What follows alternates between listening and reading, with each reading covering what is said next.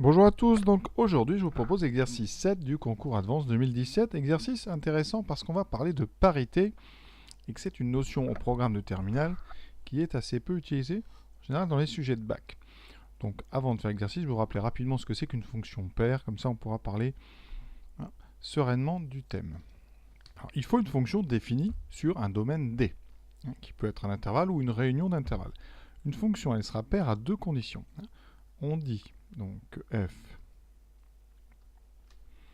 est pair sur ensemble D, un pair sur D, si, eh bien, vous avez deux conditions qui sont remplies. La première, c'est que l'ensemble D doit être symétrique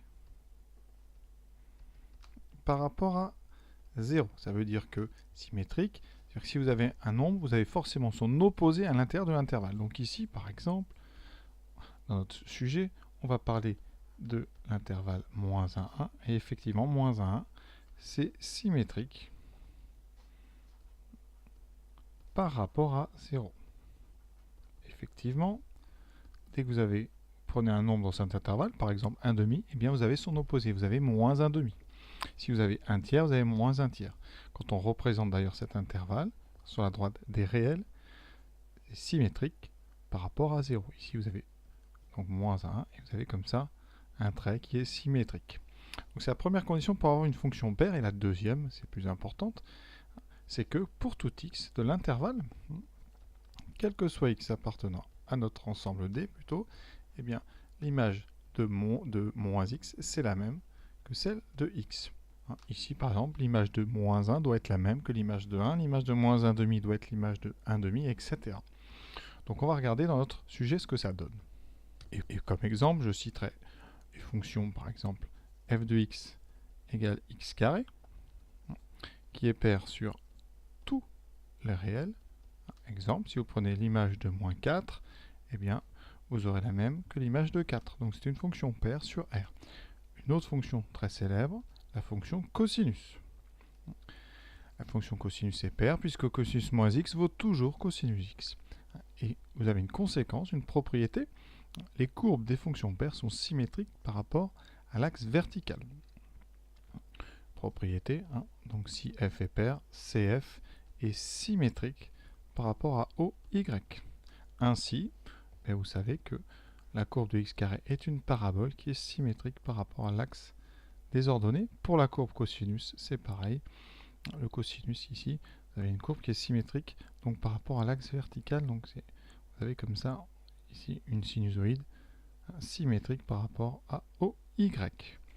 Voilà, donc à connaître les fonctions x puissance 4, x puissance 6, toutes les puissances paires de x sont des fonctions paires. C'est pour ça d'ailleurs qu'on a choisi de donner ce nom ici, paire. Et on parle là de la parité. Donc notre exemple, on y va. Alors, donc on prend une fonction dérivable sur moins 1, paire, et vérifiant.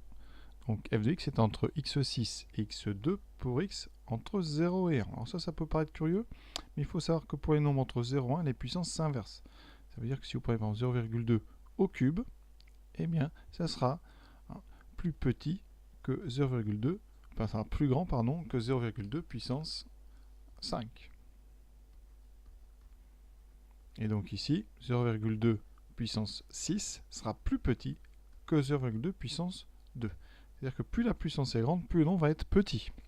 Donc c'est pour ça qu'ici, vous avez comme ça un encadrement qui peut paraître bizarre. Vous avez la plus grosse puissance à gauche, mais c'est tout simplement parce qu'on est entre 0 et 1. Et effectivement, on sait que sur l'intervalle donc 0, 1, on a toujours x qui va être plus grand que x carré, qui va être plus grand que x au cube, qui lui-même sera plus grand que x4, et etc. Plus la puissance grandit, plus le nombre en valeur absolue se rapproche de 0. Donc ici, qu'est-ce qu'on nous dit? Eh bien, on veut passer de 0,1 à moins 1, 0. C'est-à-dire que est-ce que l'encadrement est valable entre moins 1 et 0? Alors ça, on va y répondre en faisant un schéma. Ça évitera des considérations trop techniques. Donc ici, on est sur intervalle 0, 1 pour l'instant. Et on va tracer x6 et x2. On sait que x6 est plus petit que x2. Ce qu'on peut dire, c'est que les deux, ici, en 1, valent 1. puisque 1 au puissance 6 et 1 puissance 2, ça vaut 1. Donc on est ici. Ça veut dire que votre courbe f, elle est entre la courbe de x6, courbe x6 qui est une courbe qui se rapproche très vite, et la courbe de x2 qui est un petit peu au-dessus sur cet intervalle. Voilà. Et dès que vous aurez passé la croix, l'ordre s'inverse. Les puissances 6 deviendront plus grandes. Qu'est-ce qu'on sait sur f? Eh bien f est entre les deux. Alors je vais le faire comme ça, variablement, voilà. F est quelque part, alors ça bouge peut-être, mais ça reste entre les deux. Donc, si on regarde l'autre côté, alors x6 c'est une fonction qui est paire, donc par la même chose, vous aurez sa courbe qui est ici, voilà. Ensuite, ma courbe en violet, j'ai choisi celle de x2, donc elle est légèrement au-dessus, voilà, c'est pas très bien fait. Et la courbe de f, est-ce qu'elle est entre les deux? Alors par symétrie, évidemment, puisque la courbe d'une fonction paire est symétrique par rapport à x, ici, par symétrie, vous retrouverez les trois mêmes courbes de l'autre côté. Est-ce qu'on a le même ordre? Eh bien effectivement, si vous regardez à gauche, qu'est-ce qu'on a? La courbe orange est plus basse, donc la courbe orange c'est x6. Elle est plus basse, donc les valeurs de x6 sont plus petites que les valeurs de x, qui sont plus petites que les valeurs ici en rose. Donc on a exactement le même encadrement. C'est lié à la symétrie de nos trois courbes, qui sont trois courbes paires sur l'intervalle moins 1, 1. D'accord? On va juste justifier ça comme ça. Ça évitera d'entrer dans des considérations analytiques, c'est avec des calculs. Donc voilà, on parlera que de symétrie. On retenait bien, la courbe d'une fonction paire est symétrique par rapport à l'axe OY, c'est-à-dire l'axe des ordonnées. Alors f de 0 est égal à 0. Eh bien, ça c'est très simple. Alors, soit vous avez bien compris mon schéma avec la courbe entre les deux autres, sinon, vous savez que pour tout x entre 0 et 1, eh bien l'encadrement x6 inférieur à f de x inférieur à x2 est vrai. Vous pouvez très bien l'utiliser pour x égale 0, cet encadrement, puisqu'il est valable. Pour x égale 0, qu'est-ce que ça donne? 0 puissance 6 entre f de 0 et 0 au carré. Donc, eh bien, f de 0 est entre 0 et 0. Par conséquent, f de 0 vaut bien 0. Aucun souci, donc c'est tout à fait vrai. Alors, cette question-ci, elle est plus difficile. Mais là, on va la faire graphiquement encore une fois. Je vais reprendre toutes mes constatations graphiques sur les histoires de symétrie. Donc, on part sur l'intervalle de moins 1 à 0 ici. Qu'est-ce qu'on a dit tout à l'heure? Donc, on avait notre fonction x puissance 6. Alors, ce que vous pouvez remarquer, c'est que x puissance 6 et x carré passent tous deux par les points de coordonnées 1 et 1 et moins 1, 1. Donc les deux passent là. F, la courbe de f va être entre les deux. Donc si ici je dessine la courbe de x6, ouais, je fais ça comme je peux. C'est pas très joli quand même, donc on va faire un peu mieux. Donc voilà, ça se rapproche. Et quand on approche de 0, ici on a une zone ici quasiment plate. Pour la courbe x carré, vous la connaissez par cœur. C'est donc une parabole. Quand on s'approche de 0, on a une tangente horizontale ici, donc une zone, voilà, j'accentue exprès. Et ma courbe de f est entre les deux. Voilà, elle est ici. Alors qu'est-ce qui va lui arriver quand on s'approche de 0? Eh bien forcément, la courbe violette étant entre orange et vert, ces tangentes sont toujours entre les tangentes orange et verte. Donc, si vous faites un zoom sur la zone ici qui est autour de 0, eh bien la tangente de la courbe violette sera entre les tangentes vertes et les tangentes orange. Et on sait qu'en 0, eh bien, si vous regardez la fonction g de x, on va changer le nom, g de x égale x6. Le nombre dérivé, c'est 6x5. Donc en 0, le nombre dérivé vaut 0. Ça veut dire que la tangente est horizontale. La tangente de la courbe orange est horizontale. La tangente de la courbe verte, ça vous le savez, je vais l'appeler h. Donc si je prends h de x égale x2, h' vaut 2x. Donc h' de 0, c'est 0. Donc on a bien deux tangentes horizontales. La courbe violette étant dérivable, eh bien sa tangente sera entre les deux. Donc effectivement, eh bien, la tangente de la courbe violette va être coincée entre nos deux tangentes qui sont horizontales. Et donc elle sera elle aussi horizontale, donc c'est tout à fait vrai. Alors la remarque que je peux faire, c'est qu'on n'a pas le droit, et ça ce n'est pas autorisé, vous n'avez pas le droit de dériver un encadrement. Ça ne marche pas du tout, il faut vraiment faire des constatations graphiques. Là, la valeur f'0 vaut 0 parce qu'on est vraiment coincé entre deux tangentes horizontales et non pas parce qu'on a dérivé rapidement l'encadrement. Faites bien attention.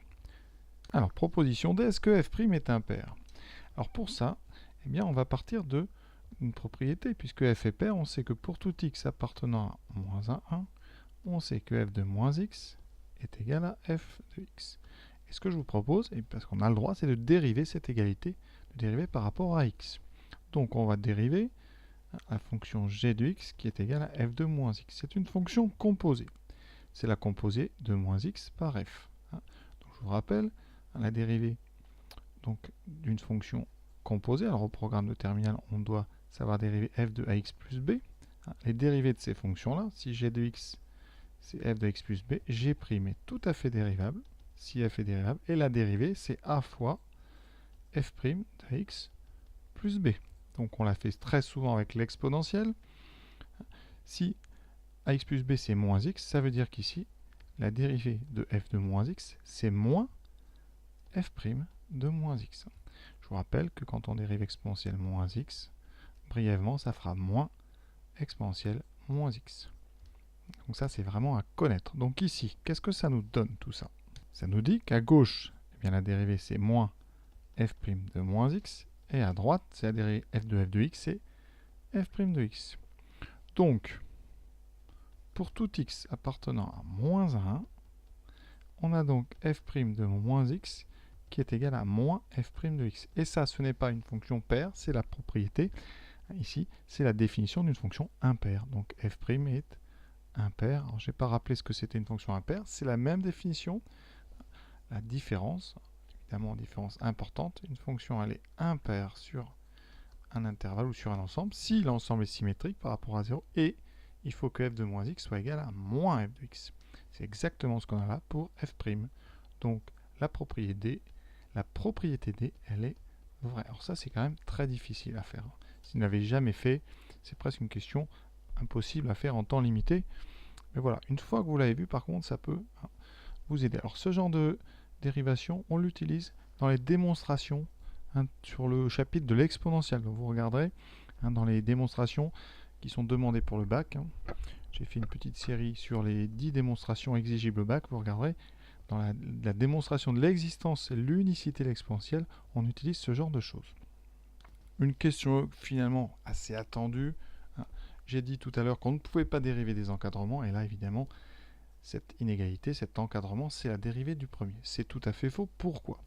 Eh bien, on va faire un schéma sur un exemple plus général. Si vous avez une fonction f qui est encadrée par deux autres fonctions, par exemple, ici je prends une première fonction, on va dire la fonction g, donc ça c'est la courbe de g, entre les deux je vais mettre la courbe de f, et plus basse la courbe ici de h. J'ai effectivement sur mon dessin g de x qui est plus petit que f de x, qui est plus petit que h de x. Est-ce qu'on peut dériver? Est-ce que les nombres dérivés seront classés dans le même ordre? Alors sur mon dessin, pour l'instant, oui. Mais attention, pour se rendre compte que la propriété est fausse, il suffit de changer la courbe de f. Je peux par exemple prendre une courbe qui a des oscillations très grandes. Et vous voyez bien que les coefficients directeurs des tangentes de la courbe verte seront parfois bien plus grands que ceux de la courbe rouge, ou bien plus petits que ceux de la courbe bleue. Donc forcément, ces encadrements ont des grandes chances d'être faux à plein d'endroits. Donc la proposition E est fausse. Et ça me permet de vous rappeler une deuxième fois qu'on ne dérive pas des encadrements. Ça ne fonctionne pas du tout. Voilà, j'espère que vous avez bien compris. Je vous souhaite une bonne fin de journée. À bientôt.